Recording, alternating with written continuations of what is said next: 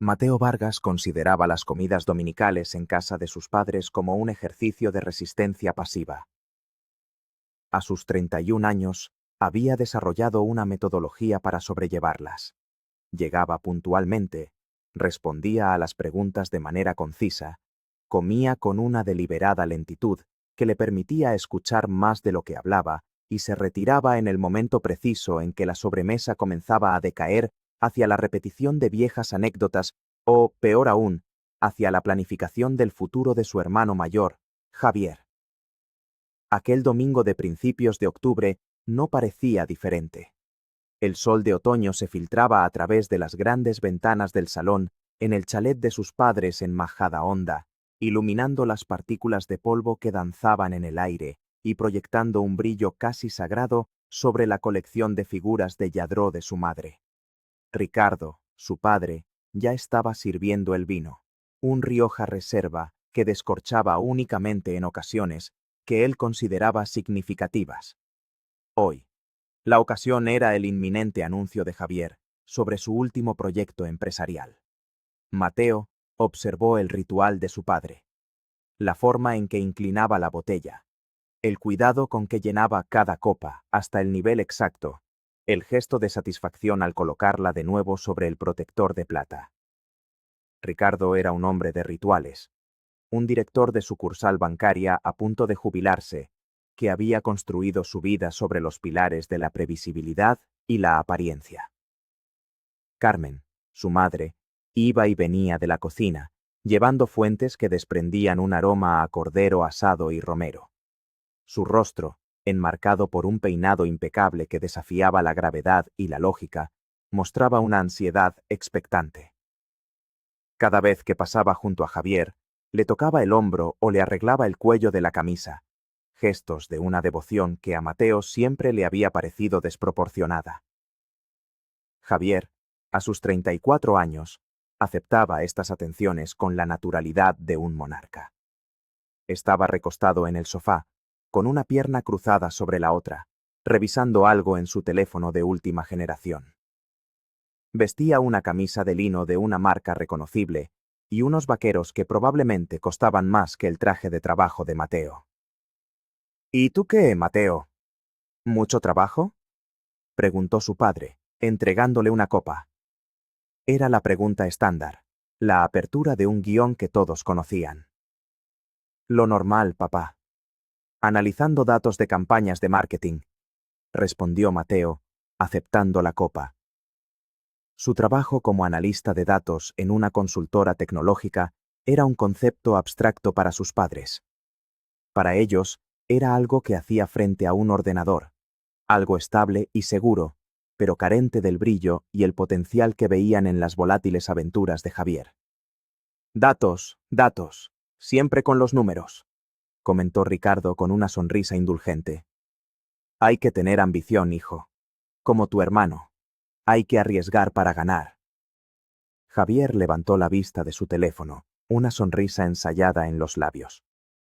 Papá, déjalo. No todo el mundo está hecho para el campo de batalla de los negocios. Alguien tiene que mantener las luces encendidas.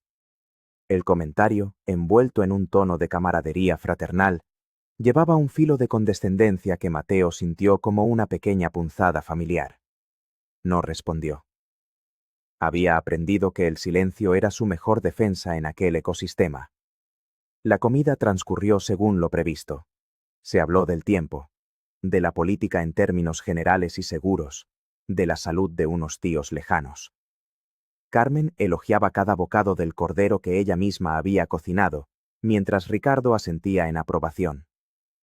Javier, por su parte, mantuvo un aura de misterio, dejando caer pistas sobre reuniones importantes y llamadas con inversores internacionales.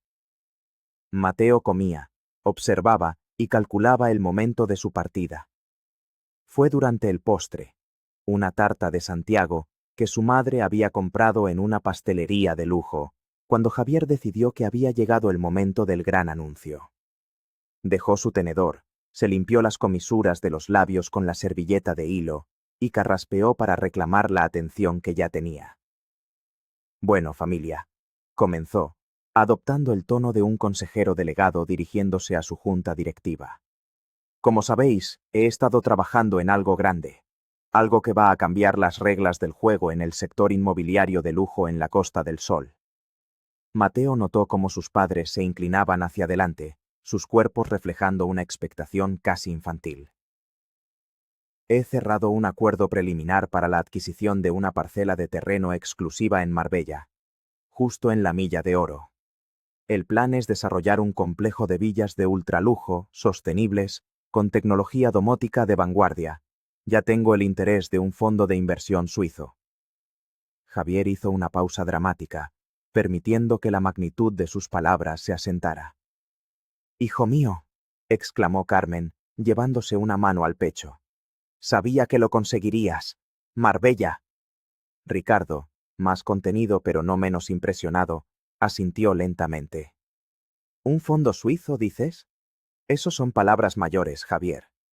¿Qué tipo de capital estamos hablando?»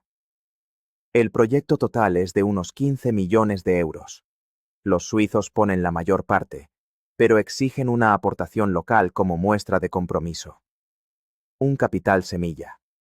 Necesito asegurar 500.000 euros en las próximas 4 semanas para formalizar el acuerdo y bloquear la parcela. Javier lo dijo con una naturalidad pasmosa, como si hablara de comprar un coche nuevo. Mateo sintió un nudo en el estómago. 500.000 euros. La cifra flotaba en el aire, irreal y peligrosa. Conocía el historial de Javier, la empresa de importación de vinos que quebró, la aplicación móvil que nunca pasó de la fase de diseño, la consultoría de marketing digital que operó durante 6 meses desde un coworking antes de desaparecer sin dejar rastro. Cada fracaso había sido financiado por la fe inquebrantable de sus padres, a través de segundas hipotecas, préstamos personales y la liquidación de fondos de inversión que Ricardo había acumulado durante décadas. 500.000 es una cantidad considerable, dijo Ricardo, aunque su tono no era de preocupación, sino de evaluación. ¿Qué garantías ofreces? El propio terreno, una vez adquirido. Y mi palabra, papá. Sabes que esto es diferente. Esto es real. Javier miró a su padre a los ojos, una mirada cargada de una sinceridad que Mateo sabía que era una herramienta, no un sentimiento. Hubo un silencio. Mateo sabía lo que venía a continuación. Era una coreografía perfectamente ensayada a lo largo de los años. La mirada de su padre se desvió lentamente de Javier y se posó en él. Mateo, comenzó Ricardo con una voz suave, casi conspiradora. Tú tienes tus ahorros. Has sido siempre muy prudente. Tienes ese dinero del piso que quieres comprar. El dinero de la entrada del piso son 60.000 euros, papá, interrumpió Mateo, manteniendo la voz lo más neutra posible. Está muy lejos de $500.000. Pero es un comienzo, intervino Carmen rápidamente. Cada granito de arena cuenta. Sería una inversión familiar. Por tu hermano. No es una inversión, dijo Mateo, y las palabras salieron más firmes de lo que pretendía. Es un riesgo muy alto. Miró directamente a Javier. ¿Puedo ver el plan de negocio? ¿El acuerdo preliminar con el fondo suizo? ¿Los estudios de viabilidad del terreno? La atmósfera en la habitación cambió instantáneamente. La calidez del sol de otoño pareció desvanecerse. Javier frunció el ceño. Mateo, esto no es una de tus hojas de cálculo. Son negocios de verdad. Se basan en la confianza, en la visión. La confianza no paga las facturas si el proyecto fracasa, replicó Mateo. Y la visión no sirve de nada sin un plan sólido. Has tenido otros proyectos, Javier. Ninguno ha funcionado. Eso no es justo, saltó Carmen, su voz temblando de indignación. Tu hermano ha tenido mala suerte. Le ha faltado el apoyo necesario en momentos clave. Y tú, en lugar de ayudar, siempre con tus críticas y tu pesimismo. No es pesimismo, es realismo, insistió Mateo, sintiendo cómo se le aceleraba el pulso. Odiaba estas confrontaciones, pero la enormidad de la cifra le obligaba a hablar. Estáis hablando de arriesgar todo lo que os queda. La jubilación de papá. Vuestra casa. Nosotros decidimos qué hacemos con nuestro dinero, espetó Ricardo, su rostro enrojecido. Y decidimos creer en nuestro hijo, en su ambición. Algo que a ti te falta. Te contentas con tu sueldecito, con tu vida pequeña y segura. Javier sueña a lo grande. Mis sueños son diferentes, papá, no peores, dijo Mateo en voz baja. Mi sueño es tener mi propia casa, una vida tranquila. No necesito un complejo de lujo en Marbella para sentir que he tenido éxito. Porque eres un mediocre, gritó Javier, poniéndose de pie de un salto. El sofá de cuero crujió bajo el movimiento brusco. Un contable gris y asustado que no puede soportar que alguien de su propia familia tenga éxito de verdad. Te corroe la envidia. Javier, por favor, suplicó Carmen, aunque su tono era más de apaciguamiento que de reprimenda. Mateo también se levantó. El enfrentamiento era inevitable. No es envidia, Javier, es preocupación, por ellos. Señaló a sus padres. Les estás llevando a la ruina una y otra vez, y ellos te lo permiten porque se niegan a ver la realidad. ¿Y cuál es la realidad según tú, sabelotodo? Desafió Javier, acercándose a él hasta que casi se tocaban. Mateo podía oler el caro perfume de su hermano mezclado con el vino del almuerzo. La realidad es que no hay ningún fondo suizo, dijo Mateo, y la certeza de sus palabras le sorprendió incluso a él mismo. Fue una deducción lógica, basada en el patrón de comportamiento de Javier. La realidad es que probablemente tienes una deuda, una muy grande, y esta es tu forma desesperada de conseguir dinero para cubrirla. El color desapareció del rostro de Javier. Por un instante, una fracción de segundo, Mateo vio pánico puro en sus ojos, y supo que había acertado. Ese destello de verdad fue lo que encendió la mecha. Tú no sabes nada, siseó Javier. Y entonces, su cuerpo se tensó y empujó a Mateo con ambas manos en el pecho. El empujón fue brutal, inesperado. Mateo trastabilló hacia atrás, perdiendo el equilibrio. No había nada a sus espaldas para detener la caída, excepto el pesado aparador de roble macizo que su abuela les había legado. Su costado derecho impactó violentamente contra la esquina afilada del mueble. Un dolor agudo, eléctrico, le recorrió las costillas, robándole el aliento. El sonido fue sordo, un crujido húmedo que pareció resonar más dentro de su propio cuerpo que en la habitación. Cayó al suelo, jadeando, con una náusea repentina. El dolor era una presencia física, una garra ardiente que se apretaba en su costado con cada intento de inspirar. Se acurrucó en posición fetal, una mano presionando instintivamente la zona del impacto. ¡Javier!, gritó Carmen, pero su voz sonaba lejana, distorsionada por el zumbido en los oídos de Mateo. A través de una neblina de dolor, Mateo levantó la vista. Javier estaba de pie sobre él, con el pecho subiendo y bajando agitadamente, su rostro una máscara de furia. Ricardo se había levantado y sujetaba a Javier por el brazo, aunque sin mucha convicción. Ya está bien, Javier. Te has pasado, dijo Ricardo, pero su tono carecía de la fuerza que la situación requería. Se lo merecía, jadeó Javier. Por hablar de lo que no sabe. Por provocarme. Mateo intentó hablar, pero solo pudo emitir un gemido. Cada respiración era una puñalada.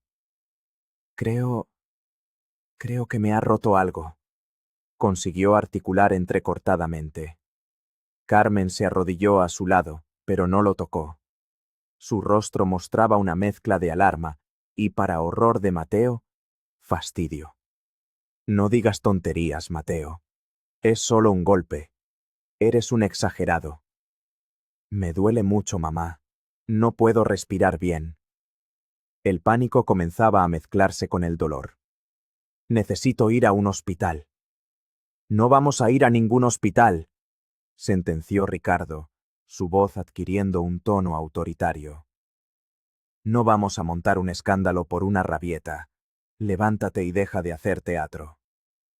No es teatro, susurró Mateo, sintiendo lágrimas de dolor y frustración en sus ojos. Con un esfuerzo inmenso, se palpó el costado a través de la camisa. Sintió una deformidad bajo la piel, un borde afilado donde no debería haberlo. Está roto. Lo sé. Aunque así fuera, intervino Javier con una frialdad que helaba la sangre. Te lo has buscado. Si hubieras mantenido la boca cerrada, nada de esto habría pasado. En ese momento, la dinámica familiar se cristalizó ante Mateo con una claridad brutal y dolorosa. Él era el problema. No el engaño de Javier, no su violencia, no la negación de sus padres. El problema era él, por haber roto el pacto no escrito de la familia, la protección incondicional de Javier y la preservación de las apariencias por encima de todo. Con la adrenalina del shock empezando a surtir efecto, Mateo se apoyó en el aparador y, con un gemido ahogado, se puso en pie. El mundo se inclinó peligrosamente y tuvo que apoyarse en la pared para no caer. El dolor en su costado era una constante tortura. Me voy, dijo, su voz apenas un susurro. ¿A dónde vas?, preguntó su madre, levantándose también. ¿No te quedas al café? La absurdidad de la pregunta era tan grande que por un momento Mateo pensó que estaba alucinando. Me voy a urgencias, respondió, y comenzó a caminar lentamente, cada paso una agonía, hacia la puerta de entrada. Mateo, no seas ridículo, dijo su padre, siguiéndole. Vuelve aquí. Vamos a hablar de esto como una familia. Ya hemos hablado suficiente, dijo Mateo sin volverse. Si sales por esa puerta y montas un espectáculo, no te molestes en volver, amenazó Ricardo. Mateo se detuvo con la mano en el pomo de la puerta. Se giró y miró a los tres. A su hermano, que le observaba con desprecio. A su madre, cuyo rostro reflejaba una profunda decepción, no por Javier, sino por él. Y a su padre, cuya expresión era dura e inflexible. No había ni una pizca de preocupación por su bienestar físico en ninguno de ellos. Solo ira y contrariedad por haber Naruseno el orden establecido. Entendido, dijo Mateo. Abrió la puerta y salió al aire fresco del otoño, que se sintió extrañamente gélido en su piel sudorosa. El trayecto en coche hasta el hospital más cercano fue una prueba de resistencia. Cada bache en el asfalto, cada cambio de marcha, enviaba una oleada de dolor desde su costado. Condujo con una mano en el volante y la otra presionando la zona herida, como si pudiera contener el dolor con la simple fuerza de su palma. Su mente era un torbellino de incredulidad y una extraña y desoladora calma. Era como si una parte de él que había estado en tensión durante 31 años, finalmente se hubiera roto, junto con su costilla. En la sala de urgencias del Hospital Puerta de Hierro, el mundo se movía con una eficiencia impersonal que, en ese momento, le resultó reconfortante. Explicó en el mostrador de admisión que se había caído contra un mueble, una mentira que le salió con una facilidad que le asustó. La enfermera de triaje, una mujer de mediana edad con ojos cansados, le tomó la tensión, le preguntó por la escala del dolor y le puso una pulsera de plástico en la muñeca. Luego le indicó que esperara. La espera fue larga. Se sentó en una silla de plástico naranja, rodeado de gente con diversas dolencias. Un niño con el brazo en cabestrillo, una anciana tosiendo, un hombre con un vendaje en la cabeza. Mateo se concentró en su respiración, intentando hacerla superficial para minimizar el movimiento de su caja torácica. Observó la escena con el desapego de un analista. Datos humanos: dolor, ansiedad, paciencia, aburrimiento. En su bolsillo, el móvil permanecía en silencio. Ni una llamada, ni un mensaje. La ausencia de comunicación era un mensaje en sí mismo, más elocuente que cualquier palabra. Finalmente, Una voz le llamó. Mateo Vargas. Un médico joven, con el pelo revuelto y ojeras que delataban un turno interminable, le condujo a un box. Cuéntame qué ha pasado, dijo el médico mientras se ponía unos guantes de látex. Su nombre, Dr. Salas, estaba bordado en su bata. Me caí, contra la esquina de un mueble, repitió Mateo. El doctor Salas le escuchó mientras le palpaba suavemente el costado. Mateo se estremeció y ahogó un grito cuando los dedos del médico encontraron el punto exacto de la fractura. Esto es más que un simple golpe, dijo el médico, su rostro serio. La forma de la contusión y la localización del dolor sugieren un impacto muy directo y con mucha fuerza. Vamos a hacer una radiografía. La radiografía confirmó lo que su cuerpo ya sabía. Fractura limpia de la 9ª y 10ª costilla derechas, anunció el doctor Salas, señalando las finas líneas blancas en la imagen oscura. Has tenido suerte de que no haya desplazamiento ni perforación del pulmón, pero es una lesión dolorosa y que requiere reposo absoluto. Te voy a recetar analgésicos potentes y un antiinflamatorio, y necesitas una faja torácica. Nada de esfuerzos durante al menos 6 semanas. Mientras una enfermera le colocaba la faja, una banda elástica ancha que le oprimía el pecho, el doctor Salas rellenaba el informe. Levantó la vista y le miró fijamente. Mateo, la ley me obliga a preguntar. ¿Estás seguro de que fue una caída accidental? Las lesiones por agresión a menudo se presentan como accidentes domésticos. La pregunta flotó en el aire esterilizado del box. Mateo sintió la tentación de decir la verdad, de descargar el peso de lo ocurrido en un extraño. Pero algo le detuvo. Una lealtad residual, un miedo profundamente arraigado a las consecuencias, al escándalo, a la ruptura definitiva. Sí, fue un accidente. Soy torpe. Mintió, y el sabor de las palabras fue amargo. El médico asintió, aunque su expresión seguía siendo escéptica. De acuerdo. Aquí tienes las recetas y el informe. Si el dolor aumenta, tienes dificultad para respirar o fiebre, vuelve inmediatamente. Y por favor, que alguien te lleve a casa. No deberías conducir con estos analgésicos.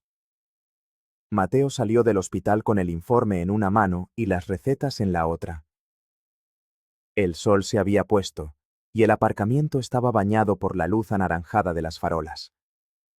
Se sentó en su coche y se quedó quieto durante varios minutos.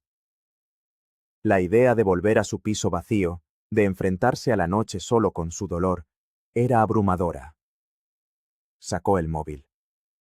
No había notificaciones de su familia. Pero había un mensaje de WhatsApp de David, su compañero de trabajo y único amigo cercano en Madrid. ¿Sigues vivo? Llevo todo el día intentando localizarte para la pachanga de pádel. No me dejes tirado mañana. Mateo releyó el mensaje y una oleada de afecto por la normalidad de David le invadió. Marcó su número. ¡Hombre! ¡Por fin!, contestó David con su habitual energía. ¿Qué? ¿Te ha abducido una secta? ¿O la comida familiar ha sido peor de lo normal? La segunda opción, dijo Mateo, y su voz se quebró inesperadamente. El tono de David cambió al instante. Mateo, ¿estás bien? ¿Qué pasa? Estoy en el aparcamiento de Puerta de Hierro, dijo Mateo. He tenido un accidente. ¿Qué? ¿Cómo? ¿Estás solo? No te muevas. Voy para allá. David no hizo más preguntas. Solo actuó. 20 minutos después, el pequeño coche de David entró chirriando en el aparcamiento. David salió y corrió hacia el coche de Mateo. Al verle la cara, su expresión de preocupación se intensificó. «Tío, ¿qué coño te ha pasado?», preguntó, ayudándole a salir del coche con un cuidado que contrastaba con la brusquedad de su lenguaje. De camino al piso de Mateo, con David conduciendo, Mateo le contó todo. No omitió nada. El proyecto de Javier, su negativa a prestar el dinero, la discusión, el empujón, la reacción de sus padres. David escuchaba en silencio, su mandíbula cada vez más apretada. Cuando Mateo terminó, David golpeó el volante con la palma de la mano. «Son increíbles», dijo David, su voz cargada de una ira contenida. «Tu hermano es un maltratador, y tus padres son sus cómplices. No hay otro nombre para ello.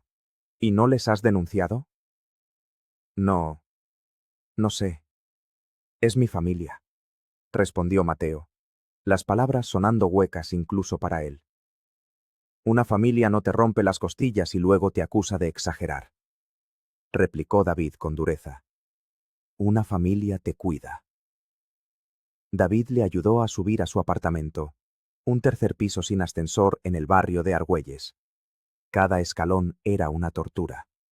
Una vez dentro, David se hizo cargo de todo. Fue a la farmacia a por los medicamentos, le preparó algo ligero para cenar, le puso una bolsa de hielo en el costado y le instaló en el sofá con cojines. «Te quedas aquí esta noche», dijo David, señalando el otro sofá. «No voy a dejarte solo». Aquella noche, tumbado en la oscuridad, escuchando la respiración tranquila de su amigo en el otro sofá, Mateo se sintió más seguro que nunca en la casa donde había crecido. El dolor físico era intenso, pero palidecía en comparación con el dolor emocional de la traición. Sin embargo, por primera vez, no se sentía completamente solo en ese dolor. La lealtad incondicional de David era un bálsamo, un contrapunto a la lealtad tóxica y condicional de su familia. A la mañana siguiente, al despertar, vio que tenía varias llamadas perdidas y mensajes de sus padres. No preguntaban por su salud. Eran exigencias. «Mateo, llámanos inmediatamente. Tu actitud es inaceptable». Mensaje de su padre. «Hijo, estamos muy disgustados. Has convertido un pequeño desacuerdo familiar en un drama. Tu padre está muy afectado». Mensaje de su madre y uno de Javier. «Espero que estés contento. Has conseguido amargarles el domingo. Si se te ocurre contarle a alguien esta tontería, te juro que te arrepentirás». Mateo le enseñó los mensajes a David. David los leyó y negó con la cabeza. «Son de manual. 0 responsabilidad. 100% culpa a la víctima. Tienes que cortar con esta gente, tío, por tu propia salud mental y física». «No es tan fácil», dijo Mateo. «Nadie ha dicho que sea fácil», respondió David. «Pero es necesario». Los días siguientes fueron una lenta recuperación física y un rápido despertar emocional. Mateo cogió la baja médica en el trabajo, explicando que había sufrido una lesión doméstica. Su jefa fue comprensiva y no hizo preguntas indiscretas. Pasaba la mayor parte del tiempo en el sofá, leyendo, viendo series y pensando. El silencio de su apartamento, normalmente una fuente de paz, ahora se sentía pesado, lleno de pensamientos no procesados. Fue durante una de esas largas tardes cuando un recuerdo vago le vino a la mente. El de su tío Luis, el hermano pequeño de su padre. Luis había sido una presencia constante en su infancia, un hombre alegre y creativo que trabajaba como diseñador gráfico. Pero de repente, cuando Mateo era un adolescente, desapareció de las reuniones familiares. La explicación oficial fue que Luis se había vuelto difícil y egoísta, y que se había distanciado por voluntad propia. Nunca se dieron más detalles. Movido por un impulso, Mateo buscó en Internet. Luis Vargas, diseñador gráfico. Encontró el portfolio online de su tío y una dirección de correo electrónico. Dudó durante 1 hora antes de decidirse a escribir. «Hola, tío Luis. Soy Mateo, tu sobrino. No sé si te acordarás de mí. Han pasado muchas cosas y me gustaría hablar contigo, si no es una molestia. Un saludo». Envió el correo sin muchas esperanzas. Para su sorpresa, la respuesta llegó en menos de una hora. Claro que me acuerdo de ti, Mateo. Eras el niño listo que siempre estaba dibujando en una esquina. Me preguntaba cuándo alguien de esa casa se daría cuenta. Aquí tienes mi teléfono. Llámame cuando quieras. Esa misma tarde, con el corazón latiéndole con fuerza, Mateo llamó a su tío. La voz de Luis era más grave de lo que recordaba, pero conservaba la misma calidez. Cuéntame, sobrino. ¿Qué ha pasado para que te acuerdes del paria de la familia? Preguntó Luis sin rodeos. Mateo, con la voz entrecortada al principio, le relató los acontecimientos del domingo. Luis escuchó sin interrumpir. Cuando Mateo terminó, hubo un largo silencio al otro lado de la línea. Mierda, dijo Luis finalmente. Lo siento mucho, Mateo. Siento que hayas tenido que pasar por eso, y siento no haber estado ahí para advertirte. ¿Advertirme de qué? Preguntó Mateo. Del sistema Vargas, respondió Luis con un suspiro cansado. Es una máquina perfectamente engrasada para alimentar el ego de una persona a costa de la salud mental de las demás. En mi generación, el sol era tu padre, Ricardo, y yo era el planeta invisible que orbitaba a su alrededor, útil para reflejar su luz pero sin derecho a brillar por mí mismo. Luis le contó su historia. Una historia de logros minimizados, de necesidades ignoradas, de ser constantemente comparado y encontrado deficiente frente a la seriedad y responsabilidad de Ricardo. La ruptura final se produjo cuando Luis se negó a prestarle a Ricardo una suma de dinero considerable para una inversión segura que Ricardo quería hacer sin consultar a su mujer, la abuela de Mateo. La reacción de la familia fue idéntica: ostracismo, acusaciones de egoísmo y traición. Me di cuenta de que no podía cambiarlos, explicó Luis. Solo podía salvarme a mí mismo. Cortar por lo sano fue la decisión más dolorosa y más saludable de mi vida. Me costó años de terapia entender que no era yo el que estaba roto, sino el sistema familiar. Hablar con Luis fue como abrir una ventana en una habitación cerrada durante años. De repente, el patrón que había definido su vida no era un defecto personal, sino un legado tóxico. No estaba loco. No era un exagerado. Su dolor era real y válido. ¿Qué hago ahora, tío?, preguntó Mateo, sintiéndose como un niño perdido. Ahora, dijo Luis con firmeza, empiezas a cuidarte. De verdad. Busca un buen terapeuta. Y considera seriamente tus opciones legales. Lo que Javier te hizo es un delito. Permitir que se salga con la suya solo perpetúa el ciclo. Colgó el teléfono sintiendo un mareo, pero no por el dolor físico. Era el vértigo de un cambio de paradigma. La lealtad ciega que había sentido hacia su familia se estaba resquebrajando, y en las grietas comenzaba a filtrarse una nueva lealtad: la lealtad hacia sí mismo. Al día siguiente, buscó en Internet abogados especialistas en Derecho Penal Madrid. Hizo una lista. Luego buscó psicólogos especialistas en trauma familiar. Hizo otra lista.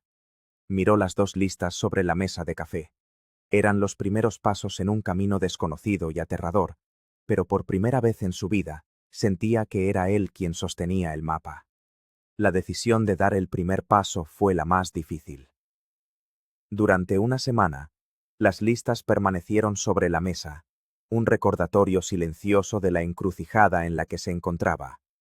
Cada mañana, Mateo se despertaba con la intención de llamar, y cada tarde se encontraba paralizado por la duda.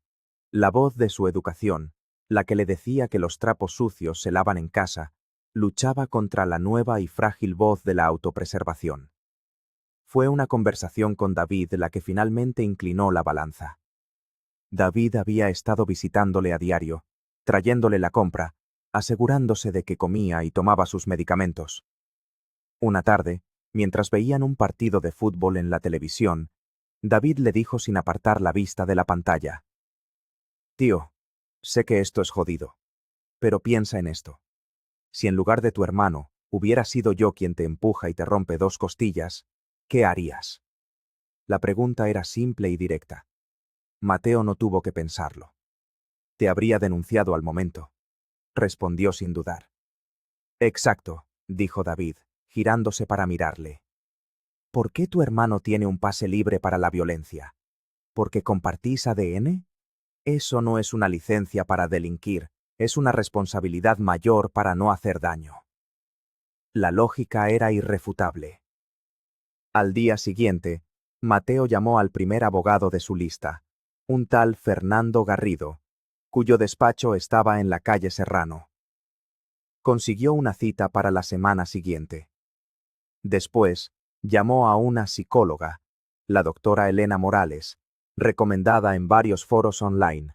La primera sesión sería en 2 semanas. El simple hecho de concertar las citas le produjo una sensación de alivio, como si hubiera empezado a poner orden en el caos. La visita al abogado fue una experiencia surrealista. El despacho de Fernando Garrido era la antítesis de su vida. Paredes forradas de madera oscura, sillones de cuero, un silencio solemne roto solo por el murmullo del tráfico de Serrano. Garrido era un hombre de unos 50 años, con un traje impecable y una expresión de serena competencia. Mateo le relató los hechos de forma fáctica, apoyándose en el informe médico de urgencias. Garrido escuchó atentamente, tomando notas en un bloc de hojas amarillas. Lo que usted describe, dijo Garrido cuando Mateo terminó, constituye, sin lugar a dudas, un delito de lesiones, tipificado en el artículo 147 del Código Penal. La fractura de costillas se considera una lesión que requiere tratamiento médico, por lo que estaríamos hablando de una pena de prisión de 3 meses a 3 años, o una multa. La palabra prisión resonó en la habitación. Mateo sintió un escalofrío. Además, continuó el abogado, los mensajes que recibió posteriormente podrían considerarse un delito de amenazas leves. Tenemos un caso sólido, señor Vargas. La cuestión no es si podemos actuar, sino si usted está preparado para hacerlo. Garrido le explicó el procedimiento. Interponer una denuncia formal en una comisaría de policía o en el juzgado de guardia. Esto iniciaría un proceso judicial que probablemente implicaría declaraciones, un posible juicio y, en última instancia, una sentencia. Debe entender que, una vez que la rueda empieza a girar, es difícil pararla, advirtió Garrido. Esto significará una ruptura total con su familia. Ellos se defenderán, probablemente intentarán desacreditarle, presentándole como el provocador o como alguien mentalmente inestable. ¿Está listo para esa batalla? Mateo pensó en su tío Luis. Pensó en los años de sentirse invisible, en la constante erosión de su autoestima. Pensó en el dolor agudo en su costado y en la frialdad en los ojos de su familia. Sí, dijo, y la palabra sonó más fuerte de lo que se sentía. Estoy listo. La primera sesión con la doctora Morales fue diferente, pero igualmente reveladora. Su consulta era un espacio luminoso y tranquilo en el barrio de Chamberí, lleno de plantas y libros. Elena Morales era una mujer de unos 40 años con una mirada amable y una calma que invitaba a la confianza. Mateo, que nunca había ido a terapia, se sintió torpe al principio. Pero la doctora Morales le guió con preguntas abiertas, permitiéndole contar su historia a su propio ritmo. Por primera vez, verbalizó no solo el incidente, sino también la larga historia de dinámicas familiares que lo habían precedido.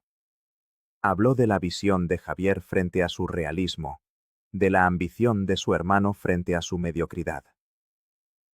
Lo que describes, Mateo, dijo la doctora Morales, es un sistema familiar disfuncional con roles muy definidos. Tu hermano ocupa el rol del niño de oro, aquel en quien se proyectan todas las esperanzas y a quien se le perdona todo. Y tú, por desgracia, has sido asignado al rol de chivo expiatorio, el depositario de las frustraciones y los problemas de la familia. Es un patrón muy común y muy dañino. Oírlo nombrar, clasificarlo como un patrón, le dio a Mateo una sensación de validación inmensa. No era él, era el sistema. El objetivo de nuestra terapia, continuó ella, no será cambiar a tu familia.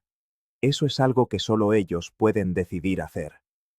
El objetivo será que tú desarrolles las herramientas para protegerte, para establecer límites saludables y para reconstruir tu autoestima, que ha sido sistemáticamente socavada durante años.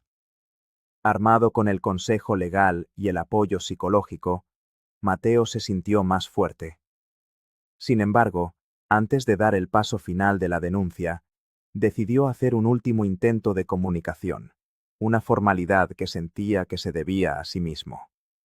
Siguiendo el consejo de su abogado, redactó un burofax, un método de comunicación que deja constancia legal de su envío y recepción.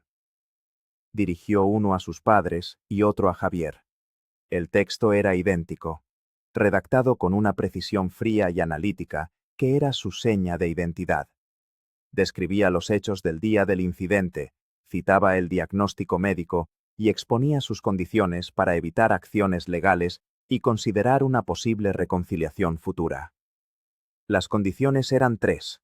1. Un reconocimiento por escrito de la agresión y de la falsedad del proyecto de Marbella. 2. El compromiso de Javier de buscar ayuda profesional para su comportamiento violento y sus problemas de gestión financiera. 3. El compromiso de sus padres de participar en terapia familiar para abordar las dinámicas disfuncionales. Si estas condiciones no se cumplen en un plazo de 15 días, concluía la carta, procederé a interponer la correspondiente denuncia por los hechos acaecidos. Envió los burofax desde una oficina de correos, un acto que se sintió extrañamente solemne. Luego esperó. La respuesta no tardó en llegar. No fue por escrito. Fue una llamada de su padre 2 días después. Mateo dejó que sonara varias veces antes de respirar hondo y contestar, poniendo el altavoz para que David, que estaba con él, pudiera escuchar. ¿Se puede saber qué es esta basura que nos has enviado? Bramó su padre sin preámbulos. ¿Un burofax? ¿A tus propios padres? ¿Amenazándonos con abogados? ¿Te has vuelto completamente loco? Hola, papá, dijo Mateo con calma. No es una amenaza. Es una exposición de hechos y una propuesta de solución. La única solución es que dejes de decir estupideces y pidas perdón por el disgusto que nos estás dando, gritó Ricardo. Tu madre no ha dormido en 2 noches, y tu hermano está siendo acosado por tu culpa. Javier me rompió 2 costillas, papá. Yo no le he hecho nada a él. Fue una discusión que se fue de las manos. Una que tú provocaste con tus acusaciones. Y ahora quieres destruir a la familia por un golpe. Eres un ingrato. Después de todo lo que hemos hecho por ti. La conversación continuó en el mismo tono durante 10 minutos. Ricardo no cedió ni un milímetro. Culpabilizó, minimizó y amenazó. Finalmente, Mateo le interrumpió. Papá, he escuchado tu postura.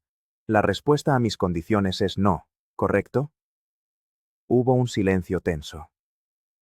Nuestra condición, dijo Ricardo con una voz gélida, es que retires esas acusaciones ridículas y vengas a casa a disculparte. Si eliges el camino de la guerra, atente a las consecuencias. Para nosotros, habrás dejado de ser nuestro hijo. Y colgó. Mateo se quedó mirando el teléfono.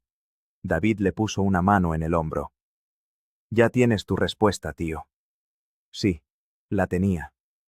No había vuelta atrás.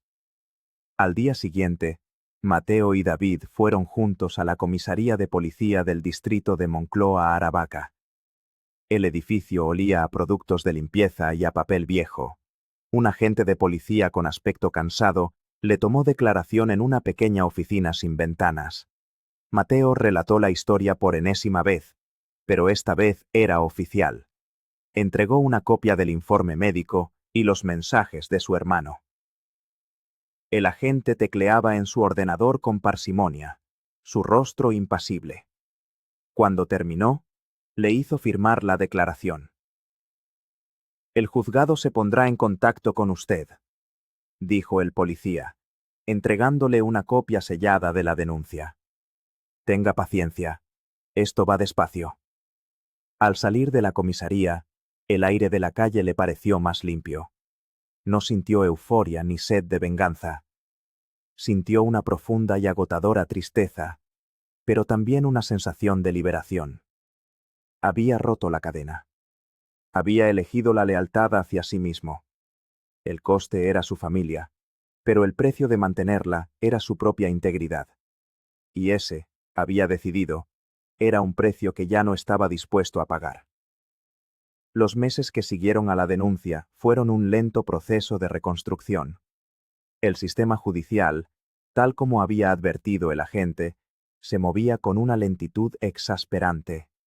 Pasaron semanas antes de que Javier fuera citado a declarar y meses antes de que se fijara una fecha para el juicio.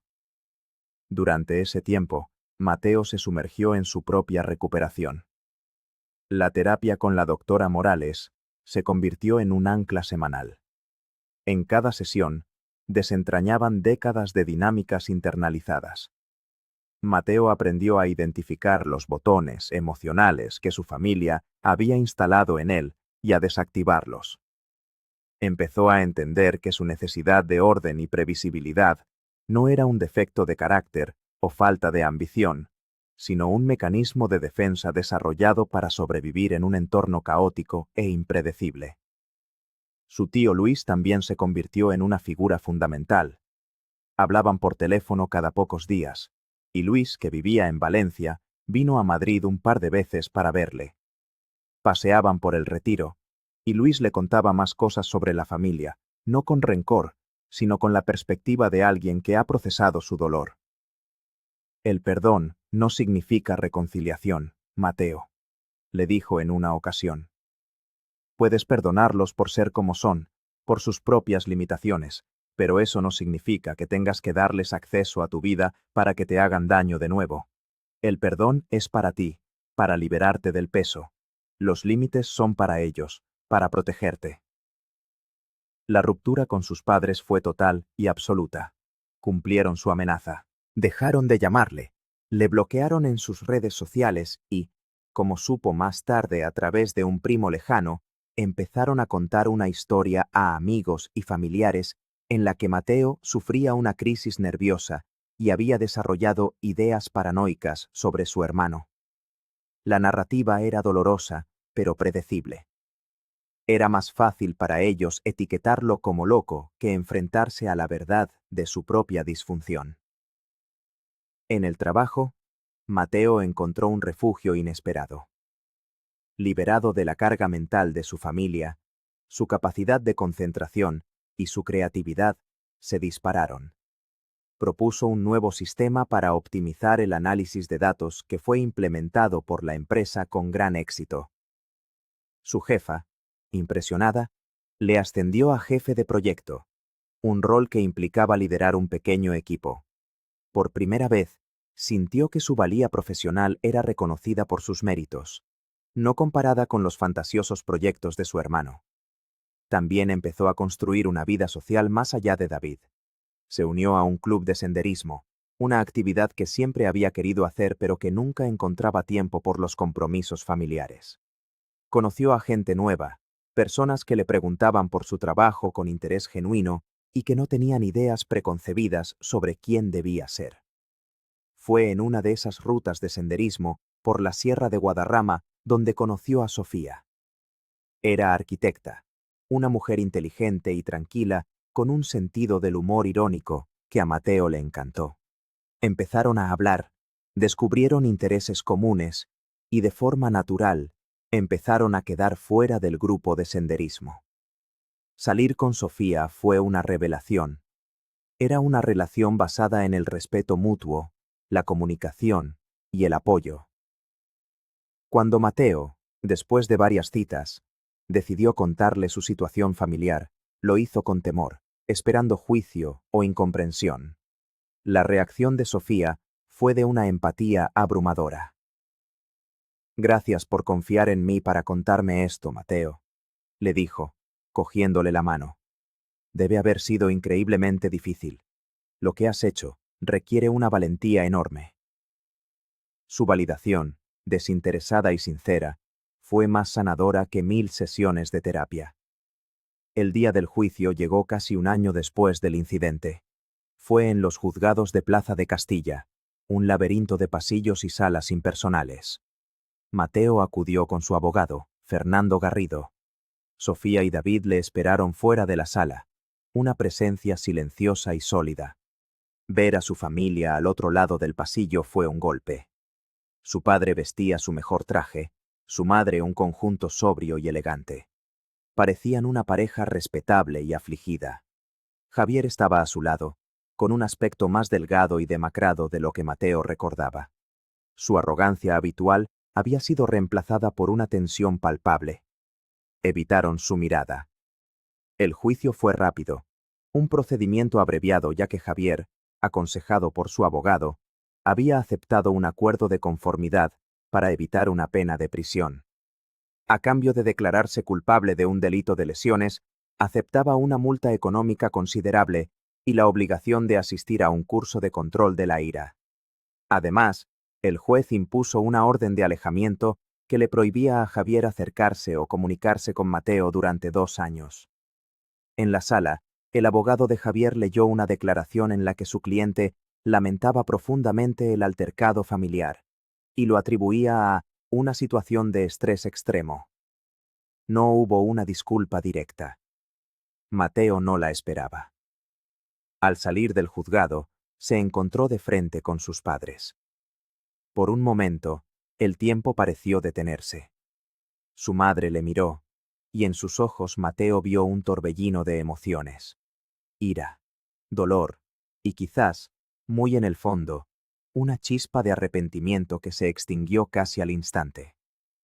Su padre le dirigió una mirada de puro desprecio, y cogiendo a su mujer del brazo, se alejó sin decir palabra. Esa fue la última vez que Mateo les vio. La vida después del juicio no fue un final de cuento de hadas, sino el comienzo de una normalidad ganada a pulso. La multa de Javier, que Mateo recibió meses después a través del juzgado, la donó íntegramente a una asociación de ayuda a víctimas de violencia doméstica. No quería ese dinero. Su victoria no era económica, sino moral. Con el tiempo, el dolor agudo de la ruptura se transformó en una cicatriz, una parte de su historia que ya no dolía al tacto. Siguió con su terapia, aunque de forma más espaciada. Siguió fortaleciendo su relación con Sofía, que se convirtió en su compañera de vida. Compró su propio piso, no con los 60.000 euros que había tenido, sino con más, gracias a su ascenso. Era un apartamento luminoso en el barrio de La Latina, con un pequeño balcón donde él y Sofía cultivaban hierbas aromáticas. A veces, en momentos de tranquilidad, pensaba en su familia. No con odio, sino con una especie de tristeza distante. Se preguntaba si Javier habría aprendido algo, si sus padres alguna vez se cuestionarían su papel en todo lo ocurrido. Probablemente no. Pero ya no era su responsabilidad. Su responsabilidad era cuidar de su propia paz, cultivar su propio jardín. Un domingo por la tarde, unos 2 años después del juicio, Mateo y Sofía organizaron una comida en su nuevo piso. Invitaron a David y a su novia, y a su tío Luis, que había subido desde Valencia. El apartamento se llenó de risas y conversaciones. Mateo, desde la cocina, donde estaba terminando de preparar una paella, observó la escena. David gesticulaba animadamente contando una anécdota. Luis debatía de cine con Sofía.